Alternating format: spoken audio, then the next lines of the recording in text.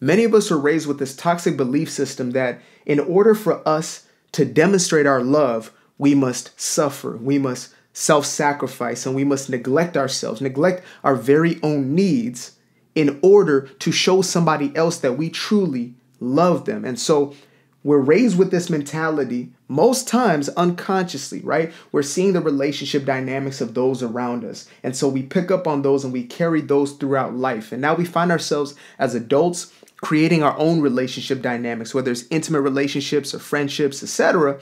And we basically have this unwritten agreement, this unwritten code that in order for somebody to demonstrate that they love me, or in order for me to demonstrate that I love them, there must be some form of suffering. There must be some form of loss of self. Like if I am to show you that I love you, then I must neglect an aspect of myself in order to do that. And my belief is that the reasoning for this is our misunderstanding of what love actually is.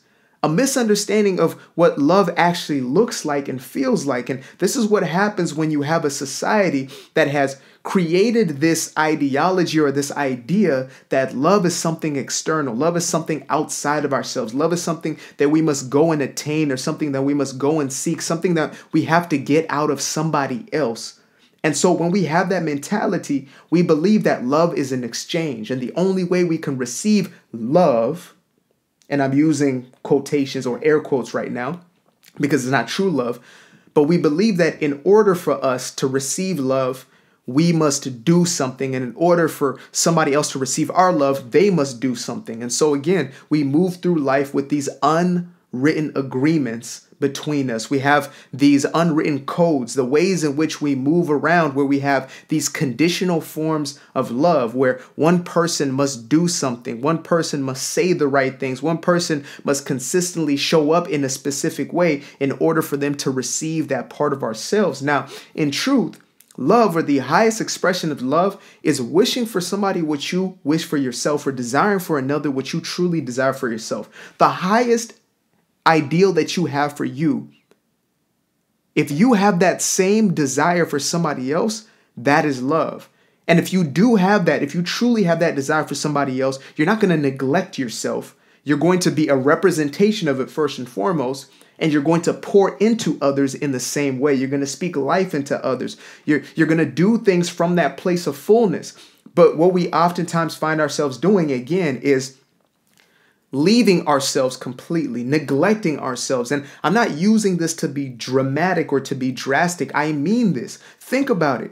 When you are looking to attain somebody's love, when you want somebody just to love you, right? Like a lot of these love songs are talking about, I need your love. I do anything for your love. I give you the moon, the stars, the hills, and the mountaintops. Like I will give you everything if you will love me. When we have that type of mentality going into our relationships and we start to display it, that looks like us leaving ourselves, neglecting ourselves, forgetting about ourselves, not taking care of ourselves at all, not putting ourselves in the right placement, right? And most people will say, where does God fit in? I say, if you do not know how to experience that from within, then you do not understand, or you have not truly experienced the love of God, because the love of God is an absolute. The love of source is absolute and all consuming. And there's nothing in it that says you destroy yourself. There's nothing in it that says you must do this in order to be worthy of that. That is man's perception. That is what man has put as a twist,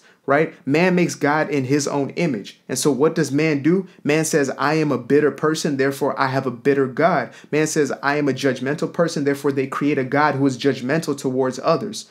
It's the projection of what is within us that we start to put on a deity figure, and we say, this is how God loves us. Therefore, most of us have a belief that we are not worthy. We're raised with the belief that we're not worthy unless we do something or unless we act in a certain way.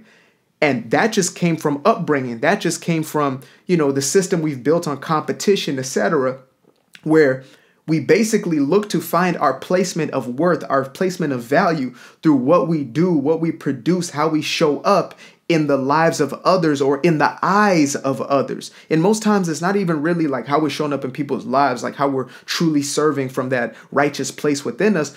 but we're doing things to be perceived in a certain way. We're doing things to be representations of an idea or an ideal that people are going to buy into, that people are going to accept, that people are going to acknowledge, that people are going to love, right? And so when we are doing from that place, from that space, there is no love there. There is no self-love. There is no love for others. There's no love for God. There's no love at all. It's actually rooted in fear.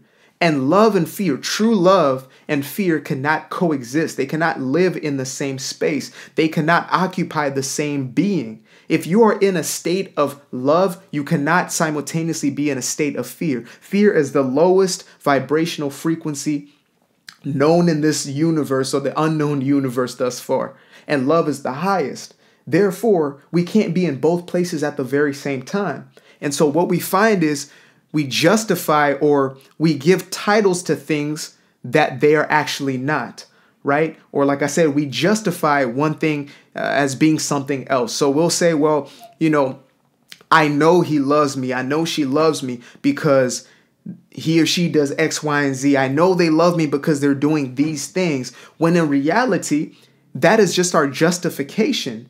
That is the perception through the belief system that we've been indoctrinated into, saying, well, you know what? Yeah, they might beat me up sometimes. Or yeah, they might verbally abuse me. Yeah, they might do these things towards me. But because, they go and work for 12 hours, like they're sacrificing for me, right? Or they'll go without certain things like they're sacrificing for me. So we'll take that as an acknowledgement of love. We'll take somebody saying, I give my entire self up, which is just codependency, right? Which is fear-based in itself. We'll take that as, well, that must be love. And so we'll find ourselves again in these relationship dynamics where both individuals are looking to prove something. Both individuals are looking to gain and sustain their own validation and their own worth, their own enoughness through the eyes of another person, and we will call it love. And so that's why I believe that this conversation is necessary throughout the world, and I believe it will be had throughout the world, where we are finally taking a true look at what is this thing of love, right? Because we even have the movement of self-love, etc., and that wording even scares a lot of folk, especially religious folk, right? They hear those words and they think to themselves, oh, that's the devil, or here comes egotism, or here comes arrogance, or whatever it may be. And that's like the base level.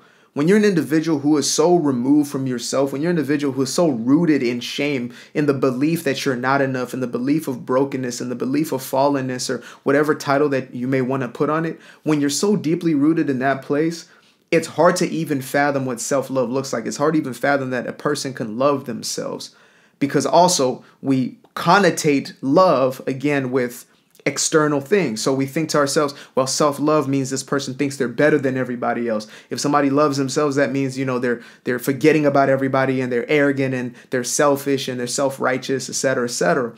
When in truth, an individual who is truly selfish or self-righteous can show up in both ways. They can show up in, only looking at themselves, or always looking at everybody else. Like, true selfishness has nothing to do with if I'm going to give you or not. It has to do with why I'm giving or why I'm not. Some people, and the most honest people, the most selfish, honest people I know are the ones who say, I'm not giving anything to anybody.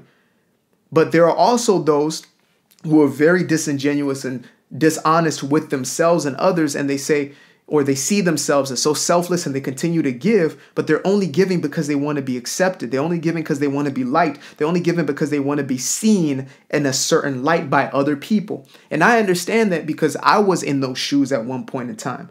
I was more that person who wanted to be seen in a certain way. And so I would do specific things for people continuously, forgetting myself, neglecting myself, absolutely.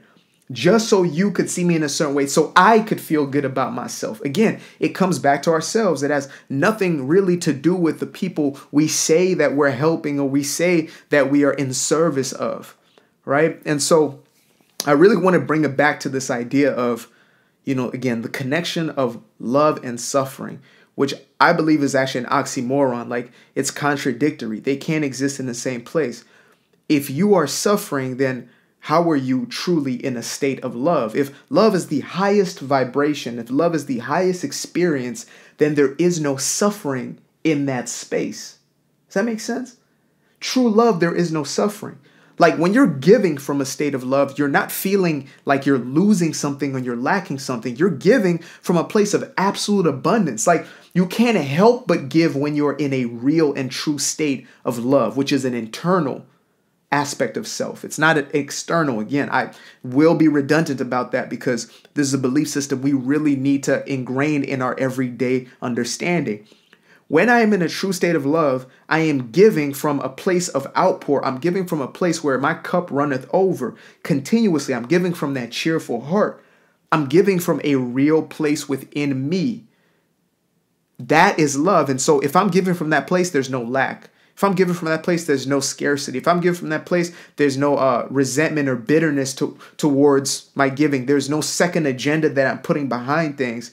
When am I going to get mine, or when am I going to get my acknowledgement? When am I going to get my gift, or whatever it is? There's none of that when it's real love. Therefore, when it's true love, there is no suffering. There cannot be suffering and love in the same space, in the same place. You cannot experience suffering, which is a mentality and an internal state of mind, where you are ruled by that low vibrational negative mentalities. You're ruled by a lack of appreciation. You're ruled by fear. You're ruled by worry, by frustration, by anxieties. When you're in a place of suffering, you are not in a state of love. And I say state for a reason. It is an internal state. These are states of consciousness. These are states of being. These are places that you're dwelling within yourself. Circumstances don't have to say, like, you don't have to be in an external circumstance that will create love, or an external circumstance that will create suffering. You are choosing at every moment in time if you're going to dwell in a place of love or in a place of suffering. So that being said, love cannot coexist with self-neglect, because in love, there is love for all, which means there is also love for self. Right? Love others as you love yourself, as you are loving yourself, and the same way and the same measure.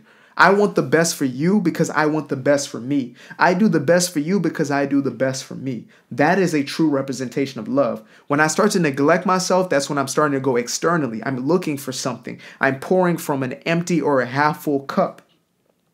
And so love cannot coexist with that self-sacrifice.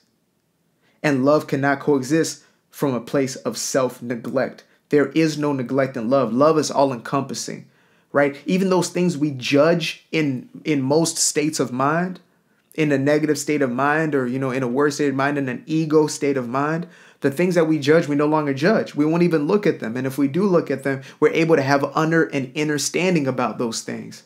But when we're in a true state of love, we will attract and manifest those experiences that are directly connected to love. We'll experience the highest manifestations in our external world just as we are within ourselves.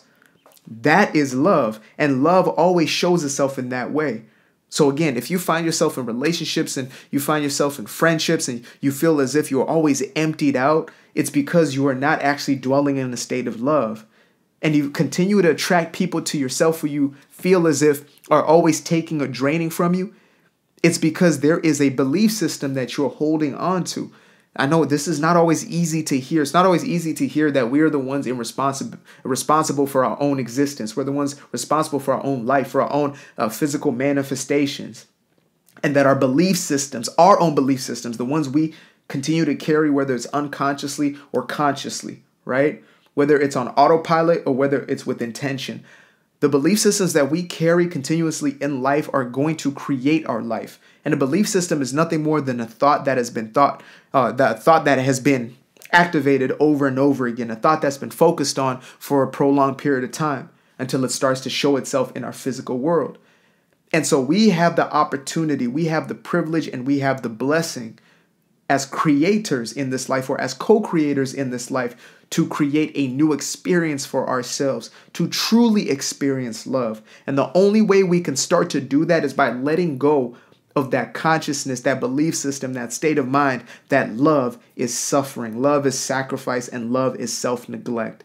This may be something that is so deeply rooted in your religiosity, so deeply rooted in your dogma, so deeply rooted in your doctrine that it seems as if it is impossible to let it go. But I promise you this, if you get even in the nuances of some of your scriptures and you read about the actual attributes of your God, you will see that true love, when it is fully manifest, has none of these things of suffering, etc.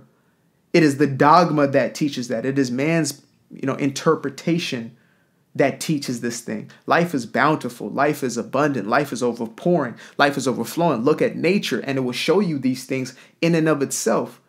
It is only man who makes the decision of whether we're going to live in true love or in a place of fear. Period.